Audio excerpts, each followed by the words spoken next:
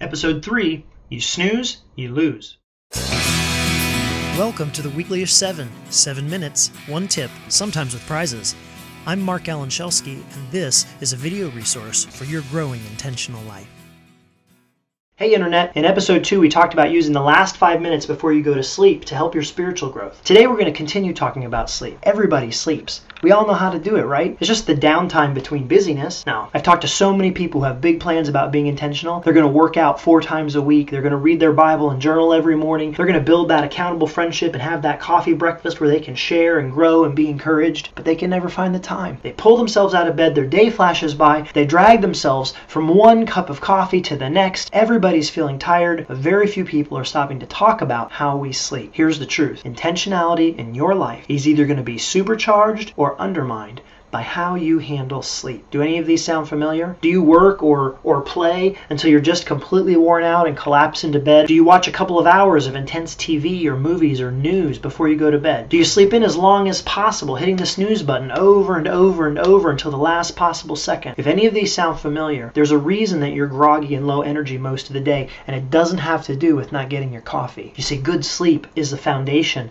of good physical health. It's the cornerstone of mental clarity and focus. It's the key determining factor to whether you have the energy you need to face your day. If you want to be more intentional in your life, you're going to need energy and mental focus and an emotional reserve. And guess where that comes from? It comes from being well rested. So as silly as it sounds, if you want to be more intentional in your life and grow, you've got to get better sleep. Today's tip, protect your sleep at the beginning and at the end. First, protect your sleep at the beginning. If you struggle to get up in the morning and you're always feeling tired, unless you have depression or are dealing with something else medical, you just aren't getting enough sleep. The solution is not going to be a different diet or more energy drinks in the morning. You need to do 2 things to set yourself up for a good night's rest. You need to go to bed at the right time, and you need to go to bed in the right way. So when is the right time? Well, that depends. People need somewhere between 6 to 10 hours of sleep a day. The average is 8. You might need more or less depending on your body and your metabolism. And you need to figure that out. You see, if your life requires that your morning starts at 7:30 and you biologically have to have 8 hours of sleep, then you need to go to bed at 11:30, and no magic is going to change that. So figure out how much sleep you need to feel rested and then be in charge of your life. Take responsibility to put yourself to bed at the right time. Get this, the effectiveness of your morning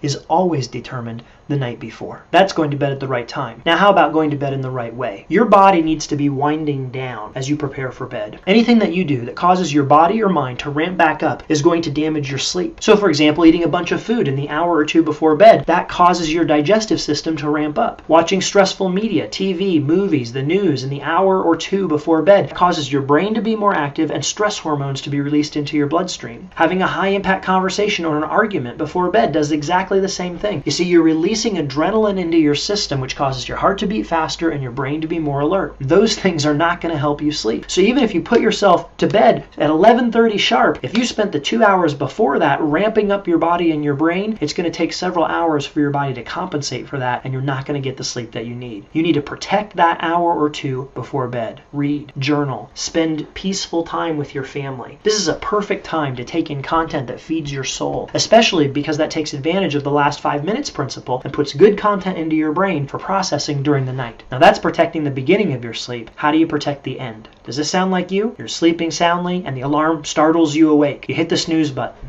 You fall asleep. The alarm goes off again. You hit the snooze button. You keep hitting the snooze button until the last possible minute, and then you scramble through your morning and rush out into your day. If this is your habit, then the snooze button is wreaking havoc on your life. Here's why. When you sleep, your body has a complex cycle that it goes through with different stages of sleep. This is when the body heals itself. This is when the brain processes learning. And the way that the body regulates these different cycles is through the release of chemicals and hormones into your bloodstream. So one set of chemicals is released to slow your heart, relax your muscles, and allow you to drift off. And then later, as you head into a deeper phase of sleep, other chemicals are released that actually paralyze your muscles so that while you dream, you aren't waving your arms around and kicking your feet or falling off the bed. And then at just the right time, other chemicals are released that trigger your awareness and increase the flow of blood in your body, getting you ready ability to come out of sleep and wake up. So what happens when you hit the snooze button? Well, first, you've just been awoken by your alarm, and that often takes us by surprise. And surprise means that one set of chemicals is being released into the blood, the ones needed to get us going if it's an emergency. But then you hit snooze and you go back to sleep. A different set of chemicals is released, this time to calm you down. Every time you go through this cycle of waking and snoozing, these waves of chemicals are released into your body. You may feel like you're sleeping, but your body isn't. Your body is trying to go through this process of waking up at the very same time that it's getting neurochemical instructions to wind back down. None of these processes finish because you keep interrupting them with this 9-minute snooze cycle, and you're left with a bloodstream full of conflicting chemicals and hormones. And when you finally get out of bed, your body feels less rested and your brain feels more fuzzy than if you had just gotten up to begin with. Hitting the snooze button is not how you get the amount of sleep you need. You get the amount of sleep you need by going to bed at the right time. Hitting the snooze button is simply an act of denial and delay, and it is costing you. Now, whether your intentional life plans are to grow spiritually, or to have better relationships, or to do better in your business or the pursuit of your dream, you're going to need to make good use of your mornings. And if your mornings are all fogged over because you're too tired and you can't focus, guess what's going to happen to your plans to be intentional? I want to help you grow. And I know from my own personal experience that until you can manage your sleep and what it takes to get up in the morning and be focused, growing is going to be unnecessarily hard work for you. Today's tip: protect your sleep at the beginning and the end. This week, take time to evaluate your sleep. Are you getting enough? Are you going to bed at the right times? Are you rested when you get up? If not, why? Are you guarding that last hour before you go to sleep? Are you hitting the snooze button over and over again, ending up more tired than before? Decide how you are going to take control of this important part of your life and start experimenting with it. If you want more information on good sleep, I've posted a number of resources in the show notes on my blog. I want to hear from you. Head over to my blog, www.marcalanschelske.com, and look for this episode, the Weeklyish 7, Episode 3. Leave a comment in the comment section at the bottom of the episode page answering this question: how has the issue of sleep helped or hindered your personal spiritual growth, and what have you done about it? You can also post other questions or issues you'd like to see covered in future episodes, and everyone who posts a question or comment before the next episode is filmed will be entered in a drawing for a copy of Ordering Your Private World by Gordon MacDonald. This is a practical classic for intentional spiritual growth that I highly recommend to everybody, and I'd love to give you a copy.